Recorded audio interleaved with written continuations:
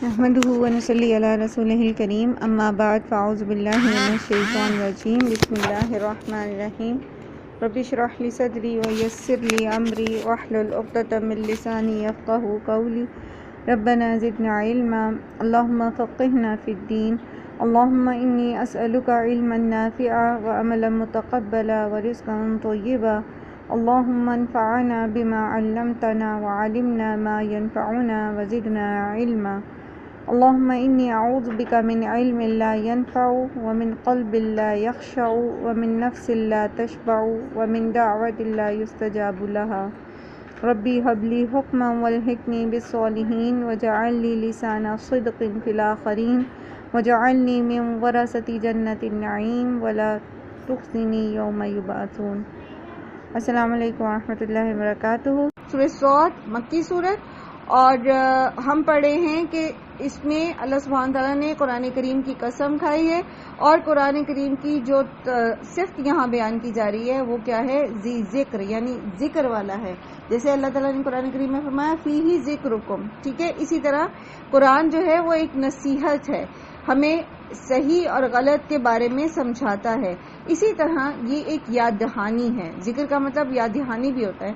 تو بار بار جو ہے اللہ سبحانہ تعالیٰ مختلف واقعات کو مختلف طریقوں سے بیان کر کے مختلف لوگوں کے مختلف جو سینس آف انڈرسٹینڈنگ ہے اس کے ساتھ جو ہے وہ بیان کر کے بار بار قرآن کریم میں لاتے تاکہ جو چیز ہم بھول گئے ہیں وہ ہمیں دوبارہ یاد آ جائے۔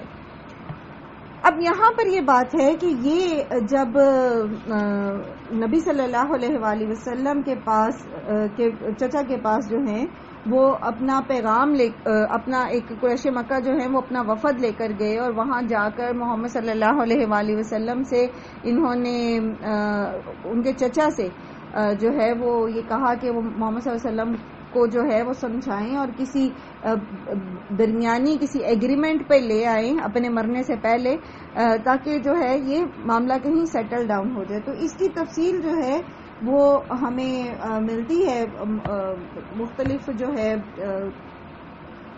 سیرت کی کتابوں میں، جسے آپ کے سامنے رکھتی ہوں کہ ایک بار قریشیوں کے جو سردار اور رؤسا تھے ان میں جن میں ابو جہل بن ہشام تھا، عاص بن وائل، اسود بن المطلب، اسود بن اب یغوث وغیرہ، اس بات پر انہوں نے اتفاق کیا کہ چل کر ابو طالب سے آخری فیصلہ کر لیں اور انصاف کے ساتھ وہ ہمارے ایک بات ہمارے ذمہ ڈال دے اور ایک اپنے بھتیجے کا ذمہ، یعنی درمیانی کو ایران نکال لیں، کیونکہ ابھی انتہائی عمر کو پہنچ چکے ہیں اور کسی بھی وقت جو ہے یہ دنیا سے ان کے کوچ کا وقت آ جائے گا، اور اگر یہ مر گئے اور اس کے بعد ہم نے محمد صلی اللہ علیہ وآلہ وسلم کو کوئی مصیبت پہنچائی تو عرب والے ہمیں تانا دیں گے کہ اس بوڑھے کی موجودگی تک تو انہوں نے کچھ نہیں کیا، اور جب اس کو موت آ گئی تو پھر اس کے بعد ان میں بہادری آ گئی ہے۔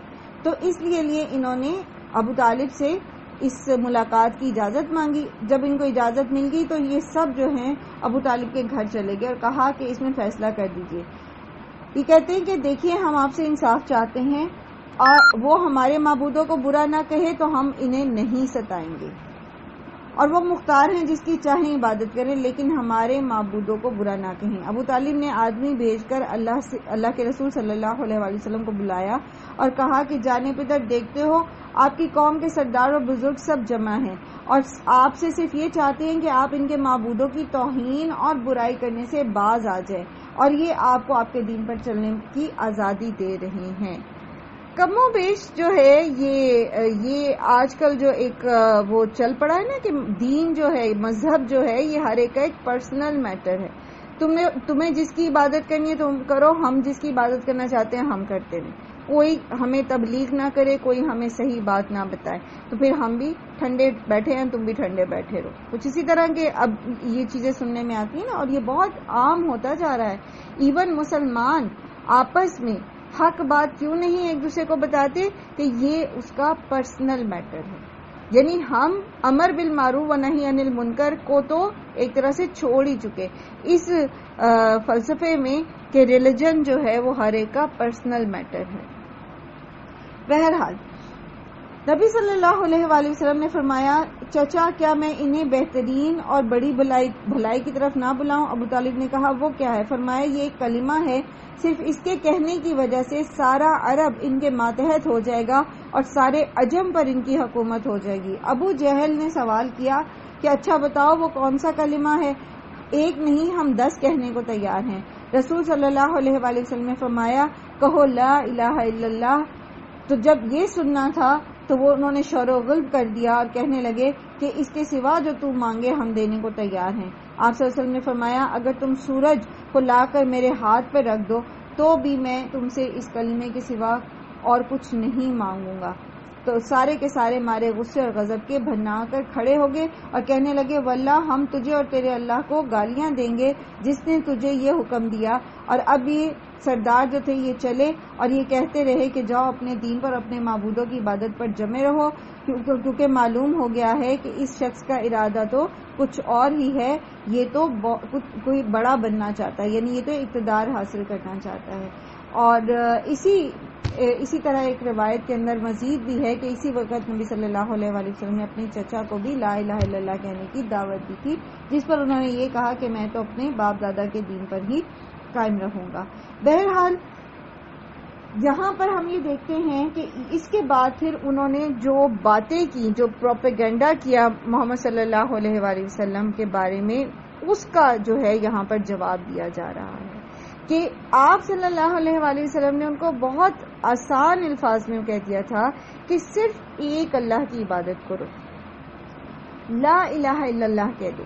دیکھیے ایک بات یاد رکھیے، جو لوگ گرامر پڑھ رہے ہیں انہیں ایک چیز پڑھائی تھی میں نے، لا نفی جنس، ٹھیک ہے؟ لا الہ الا اللہ میں لا جو ہے یہ لا نفی جنس ہے۔ لا نفی جنس کہتے ہیں اس لا کو، یعنی وہ لا جو انکار کرتا ہے، نہیں کے معنی دیتا ہے، وہ پوری کی پوری کیٹیگری کو مائنس کر دیتا ہے۔ لا الہ کا مطلب یہ ہے کہ الہ کے نام پر جس کو الہ بنایا گیا، جس کو معبود سمجھا گیا، اس کی نفی، اس کو نگیٹ کرنا۔ لا الہ الا اللہ، مگر یہ کہ اللہ، کوئی معبود ہو ہی نہیں سکتا، ہے ہی نہیں۔ اب دیکھیں نا، اللہ کو تو وہ مانتے تھے، عرب جو تھے مشرکین مکہ اللہ کو تو مانتے تھے، لیکن چونکہ ان کو زبان کا بھی پتا تھا نا، اس لیے وہ لا الہ الا اللہ پہ نہیں آتے تھے۔ وہ اللہ کو خالق مانتے تھے، رازق مانتے تھے، مالک مانتے تھے، بہت ساری چیزیں مانتے تھے، لیکن یہ بات کہنے پہ تیار نہیں ہوئے کہ اللہ کے سوا کوئی معبود نہیں ہے، کیونکہ ان کی زبان تھی، انہیں پتا تھا کہ اس کا مطلب کیا ہوگا پھر، کہ ایک اللہ کے سوا جس کو وہ سجدے کریں، جس کے سامنے اپنی پیشانیاں رگڑ ہیں، جس کو وہ خدا بنا بیٹھے ہیں، سب کو چھوڑنا پڑے گا۔ اللہ تعالیٰ فرماتے ہیں بل الذین کفروا فی عزت و شقاق، ان کو جب یہ کہا گیا کہ لا الہ الا اللہ کو ہو، تو انہوں نے جو ریسپانس دیا کہ آپ صلی اللہ علیہ وآلہ وسلم کا انکار کیا، آپ کو برا آپ کے متعلق جو ہے وہ نازیبہ کلمات کہے، تو یہ کس وجہ سے ہے؟ کیونکہ یہ تکبر میں مبتلا ہیں اور مخالفت برائے مخالفت پہ اتر آئے ہیں۔ جیسے انہوں نے کیا کہا کہ ہم بھی نعوذ باللہ اللہ کو گالیاں دیں گے، ٹھیک ہے، یعنی تم اگر ہمارے معبودوں کو غلط کہو گے تو ہم بھی اللہ کے بارے میں ایسی باتیں کہیں گے، حالانکہ یہ خود اللہ کو مانتے تھے۔ تو جب انسان صرف مخالفت برائے مخالفت پر اتر آتا ہے، یعنی مخالفت صرف اس لیے، یہ نہیں کہ کوئی دلیل ہے میرے پاس میں اس لیے مخالفت کر رہی ہوں کسی کی، بلکہ میں صرف اس لیے مخالفت کر رہی ہوں کہ مجھے اس کی مخالفت کرنی ہے، مجھے اس کی بات نہیں ماننی، چاہے وہ حق پر ہے، سچ پر ہے، لیکن چونکہ میں نے نہیں مانی تو میں نے نہیں مانی۔ اس کو کہتے ہیں مخالفت برائے مخالفت، ٹھیک ہے۔ تو یہ کیوں ایسے کر رہے ہیں، انہوں نے کیوں ایسے انکار کر دیا؟ کیونکہ یہ اول تکبر میں مبتلا ہے، جیسے پیچھے بھی یہ آپ نے پڑھا کہ یہ کیا کہتے ہیں، آگے بھی آئیں گے یہ موضوعات، کہ اللہ تعالیٰ کو یہی ایک شخص ملا جس کے اوپر یہ قرآن نازل کیا گیا، ٹھیک ہے، اور طائف اور قریش کے بڑے سرداروں میں سے کسی پر کیوں نہیں نازل کیا گیا؟ یہ تو تکبر میں مبتلا تھے نا کہ محمد صلی اللہ علیہ وآلہ وسلم جو کوئی سردار نہیں تھے اس علاقے کے، اور یہ ہر نبی کی امت کے اندر یہ فساد جو ہے یہ پایا گیا ہے. تو یہ تکبر اور انسان کی مخالفت یا تعصب کہہ لیجئے کسی کے لیے، یہ اس کو حق سے دور کر دیتا ہے. اللہ تعالیٰ فرماتے کم اہلکنا من قبلہم من قرن فنادوا ولا تحین مناس، کتنی ہی ہلاک کر دی ہم نے ان سے پہلے امتیں تو انہوں نے پکارا اور نہ تھی اس وقت کوئی پناہ گاہ. یہاں پر لات کا لام زبر الف لا کے آگے جو تا زبر تا ہے اس کو تائے زائدہ بولتے ہیں. ٹھیک ہے، یہ گرامیٹیکل ٹرم ہے. یہ تا جو ہے یہ زائدہ ہے، اس کا کوئی معنی نہیں ہے، بیسیکلی یہ لا ہی ہے. تو جب اللہ تعالیٰ نے ان کے اوپر عذاب بھیجا تو پھر کیا ہوا کہ یہ جو ہے وہ اس عذاب سے بچ کر بھاگنے لگے، لیکن انہیں کوئی ٹھکانہ نہیں ملا. جسے ایک اور جگہ آتا ہے کہ فلما احسوا بأسنا اذا هم منها يركضون، جب انہیں احساس ہوا یا انہوں نے چکھا ہمارے عذاب کو تو پھر یہ وہاں سے بھاگنے لگے. لیکن کیا ہے کہ جس قوم پر عذاب آ جائے پھر اس کے لیے کوئی پناہ گاہ نہیں ہوتی، پھر اس کو کوئی ٹھکانہ نہیں ملتا. وَعَجِبُوا، اور انہوں نے اس بات پر تعجب کیا، أَن جَاءَهُم مُنذِرٌ مِّنْهُمْ، کہ آ گیا ایک ڈرانے والا ان میں سے ہی. وَقَالَ الْكَافِرُونَ هَٰذَا سَاحِرٌ كَذَّابٌ، اور کہا کافروں نے کہ یہ تو جادوگر ہے سخت جھوٹا. اور یہ موضوع آپ نے قرآن کریم میں بہت ساری جگہوں پہ پڑھا کہ جہاں پر انہوں نے یہ کہا کہ کیوں، مطلب ہر نبی ہی کی امت میں سے یہ کہا گیا کہ تمہیں ہی کیوں نبی بنا دیا گیا، یا پھر یہ کہ ایک انسان کیسے نبی ہو سکتا ہے، یا یہ کہ ہمارے ہی جیسا انسان ہماری ہدایت کا کام جو ہے اللہ تعالیٰ اس کے سپورٹ کیسے کر سکتے ہیں. جیسے ایک اور جگہ جو ہے وہ سورہ زخرف میں آتا ہے کہ لولا نزل هذا القرآن على رجل من القريتين عظيم، یہ کہتے ہیں کہ ان دو شہروں یعنی مکہ اور طائف میں سے کسی بڑے آدمی پر قرآن کیوں نہ اتارا گیا. تو تعصب اور تکبر کی وجہ سے جو ایک سیدھی صاف بات نبی صلی اللہ علیہ وآلہ وسلم انہیں سمجھا رہے تھے وہ انہوں نے اس کا انکار کر دیا اور الٹا آپ صلی اللہ علیہ وآلہ وسلم کے خلاف جو ہے وہ پروپیگنڈا شروع کر دیا.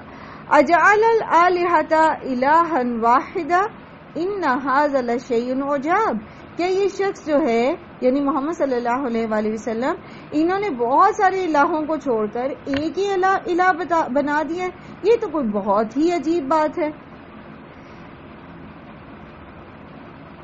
وانطلق الملأ منهم ان امشوا واصبروا على آلهتكم، تو چل دیے سردار ان میں سے کہ چلو اور جمے رہو اپنے الہوں پر. ان ھذا لشیء یراد، یہ تو البتہ بے شک کوئی اور ہی ارادہ جو ہے کیا جا رہا ہے. یعنی نعوذ باللہ محمد صلی اللہ علیہ وآلہ وسلم کوئی اقتدار چاہتے ہیں، کوئی غلبہ چاہتے ہیں، کچھ بادشاہت چاہتے ہیں.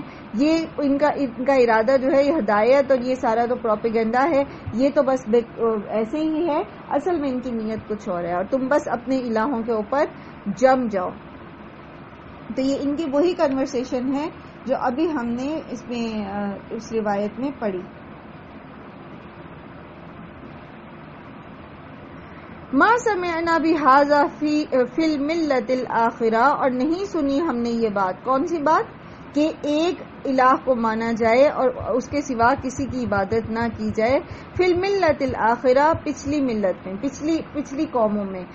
اور پچھلی قوموں میں انہوں نے کیا کون کون شامل ہے؟ خود مشرکین شامل ہیں. پھر اسی طرح جو عیسائی ہیں انہوں نے جس طرح اپنی کتابوں میں تحریف کی اور حضرت عیسیٰ کو نعوذ باللہ اللہ کا بیٹا بنا دیا، اسی طرح یہود جو ہیں انہوں نے جو شرک کیا اپنے اندر، دین کے اندر بگاڑ پیدا کیا اور حضرت عزیر کو اللہ کا بیٹا بنا دیا. تو انہوں نے تو کہتے ہیں ہم نے تو یہ چیز کہیں سنی نہیں کہ صرف ایک ہی الہ، یہ کیسے ہو سکتا ہے؟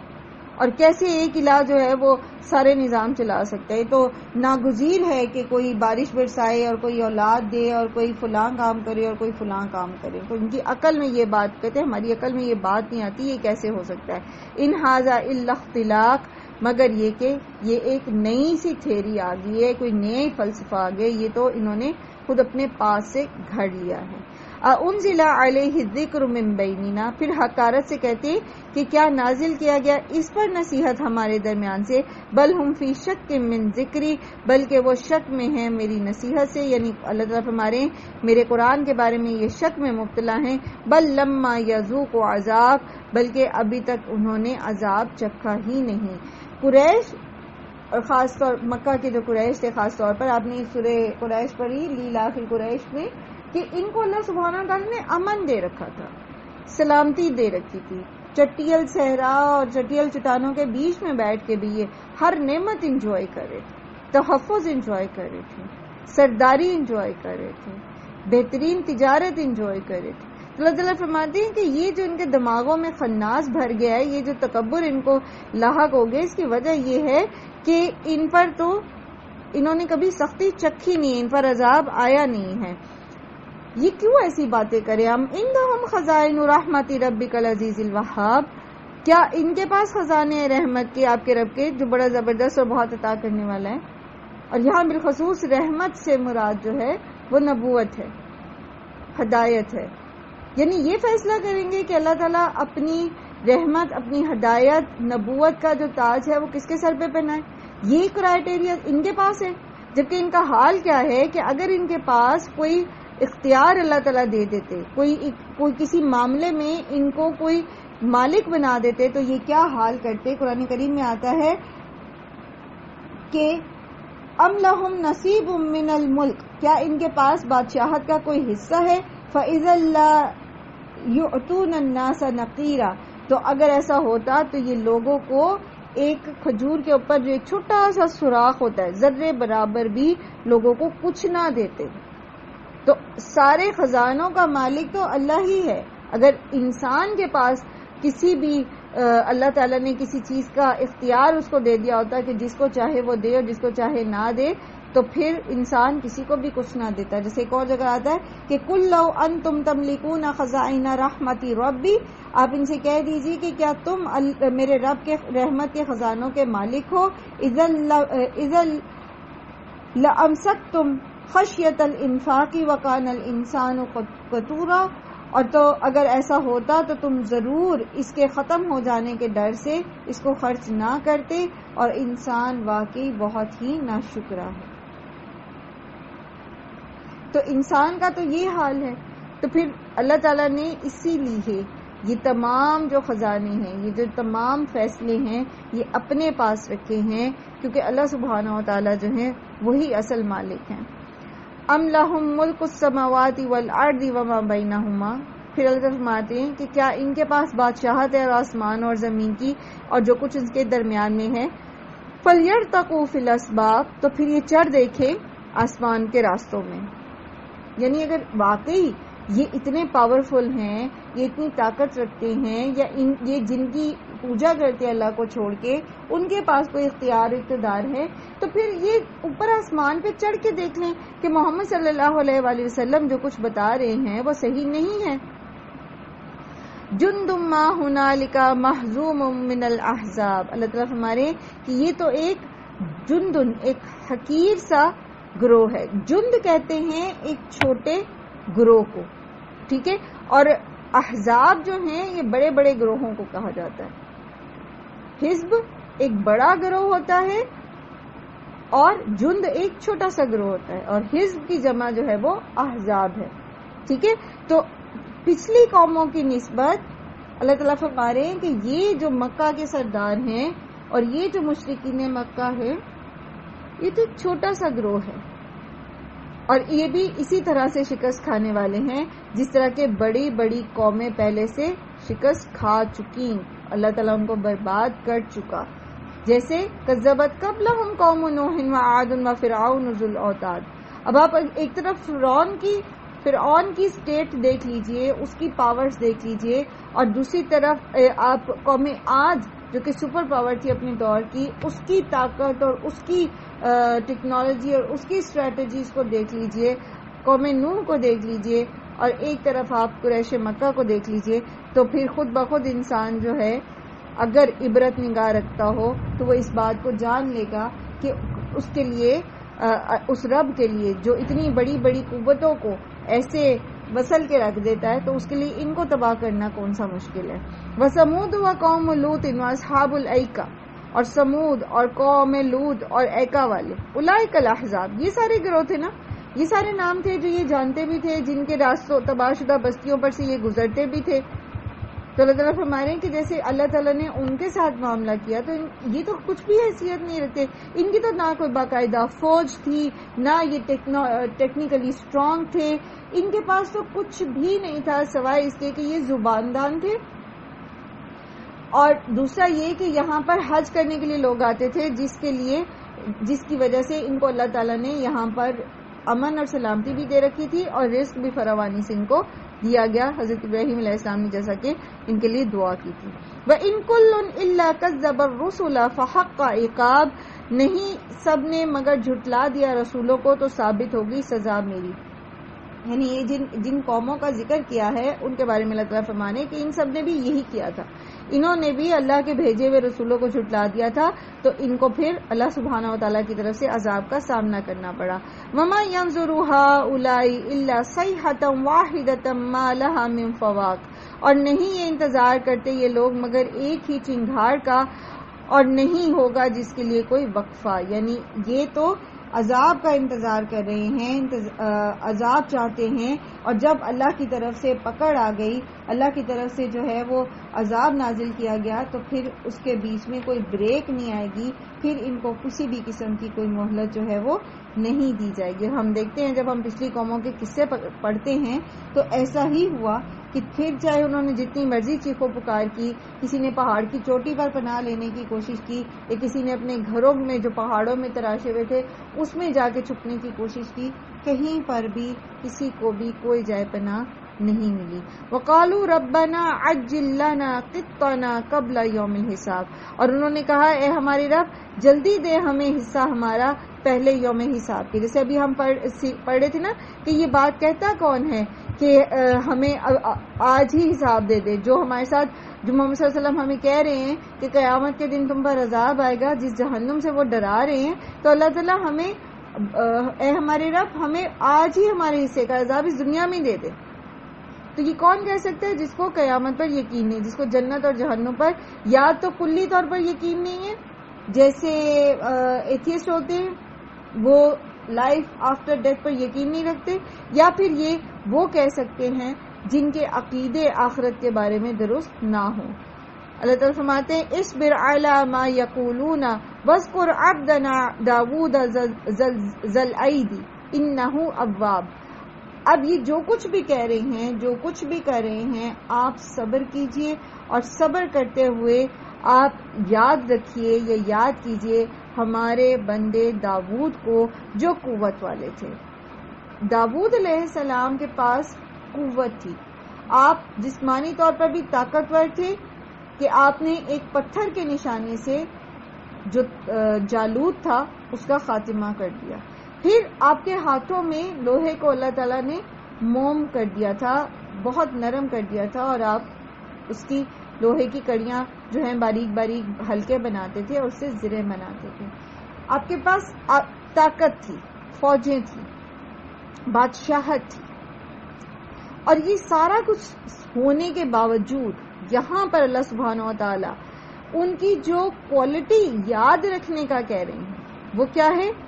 انہو اواب، وہ بہت رجوع کرنے والے تھے۔ ایک طرف مشرکین مکہ ہیں، ان کے سردار ہیں، ان کا بیہیویئر ہے، ان کا ایٹیٹیوڈ ہے، ان کی حق کے معاملے میں ان کی اسٹریٹجی ہے، اور ایک طرف داود علیہ السلام جیسے طاقتور انسان ہیں جو جسمانی طور پر بھی طاقتور ہیں اور سیاسی طور پر بھی طاقت رکھتے ہیں، اور ان کا طریقہ کار کیا ہے اور ان کا طریقہ کار کیا ہے۔ انسان طاقت سے متاثر ہوتا ہے نا، یا نہیں ہوتا؟ ہوتا ہے نا کسی نہ کسی لیول پر انسان جو ہے وہ دوسرے کی طاقت سے متاثر ہوتا ہے. تو بتایا یہ جا رہا ہے کہ طاقتور کی طاقت سے متاثر ہونے کی بجائے اس کوالٹی کو دیکھا جائے جو داؤد علیہ السلام کے پاس طاقت ہونے کے باوجود تھی, اور وہ کیا تھی؟ عاجزی, رجوع اللہ. اللہ کی طرف بار بار رجوع کون کرے گا؟ جس کے اندر عاجزی ہوگی طاقت ہونے کے باوجود. اگر اس کے پاس طاقت ہے اور عاجزی نہیں ہے تو وہ رجوع اللہ تو نہیں کرے گا. تو انہو اواب, ہمیں کس کو فالو کرنا ہے؟ قریش مکہ کو نہیں. ہمیں کسے فالو کرنا ہے؟ جب ہمارے پاس طاقت آ جاتی ہے, ہمارے پاس پاور ہوتی ہے, ہمیں داؤد علیہ السلام کو فالو کرنا ہے. داؤد علیہ السلام کا طریقہ کار کیا تھا؟ اللہ کے رسول صلی اللہ علیہ وآلہ وسلم فرماتے ہیں کہ بہترین روزہ داؤد علیہ السلام کا تھا. آپ صلی اللہ علیہ وآلہ وسلم نے حضرت داؤد کے لیے فرمایا کہ حضرت داؤد سب عبادت کرنے والوں میں سے بہترین عبادت گزار تھے. وہ ایک دن روزہ رکھتے تھے اور ایک دن روزہ نہیں رکھتے تھے. پہلی نصف رات سوتے تھے, تہائی رات میں اٹھ کے نماز پڑھتے تھے اور پھر آخر میں سوتے تھے. اور اسی طرح ایک اور جگہ بھی جو ہے نبی صلی اللہ علیہ وسلم نے داؤد علیہ السلام کے روزے کا ذکر کیا. یہاں اللہ سبحانہ و تعالیٰ ان کی تسبیح کا ذکر کر رہے ہیں. اِنَّا سَخَّرْنَا الْجِبَالَ مَعَهُ يُسَبِّحْنَا بِالْعَشِيِّ وَالْإِشْرَاقِ, بے شک ہم نے مسخر کیا پہاڑوں کو اس کے ساتھ, اور وہ تسبیح کرتے تھے شام کو اور صبح کو. صبح اور شام کی تسبیح کا ذکر یہ بہت زیادہ ہمیں قرآن کریم میں ملتا ہے, اور اس میں صبح شام کے اذکار بھی آ جاتے ہیں. اور اشراق کا وقت جو ہے اس وقت فجر کی نماز کے بعد سورج نکلنے سے پہلے تو آپ صبح کی جو ہے وہ تسبیحات کرتے ہیں, صبح کے اذکار کرتے ہیں, لیکن اس کے بعد سورج نکلنے کے بعد قریب 15-20 منٹ کے بعد قریباً آدھے کے گھنٹے تک اشراق کا وقت رہتا ہے, تو اس میں نوافل پڑھنا. پھر اسی طرح ضحیٰ کے نوافل پڑھنا, ضحیٰ یا چاشت اس کے نوافل پڑھنا, وہ بھی اس میں آ جاتا ہے. ٹھیک ہے, تو یہاں پر ذکر ہو رہا ہے کس کا؟ داؤد علیہ السلام کا, اور ان کے ساتھ پھر کہ پہاڑ جو ہیں وہ ان کے ساتھ اللہ کی تسبیح بیان کیا کرتے تھے. وَالطَّيْرَ مَحْشُورًا, اور پرندے اکٹھے کیے ہوئے. كُلٌّ لَهُ أَوَّابٌ, سب کے سب اسی کے لیے رجوع کرنے والے تھے. سب کے سب اللہ کی طرف رجوع کرنے والے. تمام مخلوقات, پرندے بھی, پہاڑ بھی, دیگر جاندار بھی. پیچھے بھی آپ نے پڑھا کہ اللہ کی ہر مخلوق تسبیح کرتی ہے, مگر یہ کہ تم کو اس کا شعور نہیں ہے. تو کیا پھر ہم ہی تسبیح نہیں کریں گے؟ ہم اللہ کا ذکر نہیں کریں گے؟ کوشش کرنی ہے کہ ہم جو مسنون اذکار ہیں ان کا اہتمام کریں, اور اسی طرح صبح اور شام خاص طور پر جو اذکار ہیں ان کا اہتمام کریں. ضحیٰ کی جو یا چاشت اور یا اشراق کے نوافل جو ہیں ان کا اہتمام کرنے کی کوشش کریں, اور پھر بھی اس کے ساتھ ساتھ اور اللہ سبحانہ وتعالیٰ کی تسبیح بیان کریں, اور پورے شعور کے ساتھ بیان کریں کہ سبحان اللہ جب ہم کہتے ہیں یا سبحان اللہ و بحمدہ کہتے ہیں تو اس کا مطلب کیا ہے. وَشَدَّدْنَا مُلْكَهُ وَآتَيْنَاهُ الْحِكْمَةَ وَفَصْلَ الْخِطَابِ, اور مضبوط کر دی ہم نے اس کے لیے اس کی سلطنت, اور ہم نے اسے حکمت دی اور فیصلہ کن بات کرنے کی صلاحیت دی. انشاءاللہ العزیز کل اسی آیت سے, آیت نمبر 20 سے جو ہے وہ ہم اپنا لیسن کنٹینیو کریں گے, اور پیچھے سے لیسن کو بھی ایک دفعہ پھر سے تھوڑا سا جو حضرت داؤد کے بارے میں ہم پڑھیں, اس کے لیے تھوڑا سا اس کو ہم تدبر کریں گے, غور و فکر کریں گے دوبارہ انشاءاللہ العزیز. اللہ سبحانہ وتعالیٰ سب کو ایمان اور صحت کی بہترین حالت میں رکھیں, دنیا اور آخرت میں عافیت نصیب فرمائیں, آسانیاں نصیب فرمائیں, تمام بیماروں کو شفائے کاملہ اور عاجلہ عطا فرمائیں, اور تمام قرض داروں کے قرض ادا کرنے میں اللہ تعالیٰ ان کو آسانی عطا فرمائیں. تمام لوگ جو بھی دل میں حاجت رکھتے ہیں جائز, اللہ سبحانہ تعالیٰ ان کی تمام حاجات کو پورا کریں, اور صرف اللہ ہی ہماری دعاؤں کو سننے والا ہے, وہی قبول کرنے والا ہے, وہی وہاب ہے, وہی دے سکتا ہے, کوئی اور نہیں دے سکتا. اللہ تعالیٰ ہم سب کے تمام چھوٹے اور بڑے اور پوشیدہ اور ظاہر تمام گناہوں سے درگزر فرمائیں اور ہم سب کی بخشش فرمائیں. وآخر دعوانا الحمدللہ رب العالمین. سبحانک اللہم و بحمدک نشہد ان لا الہ الا انت نستغفرک و نتوب الیک. السلام علیکم و رحمۃ اللہ وبرکاتہ.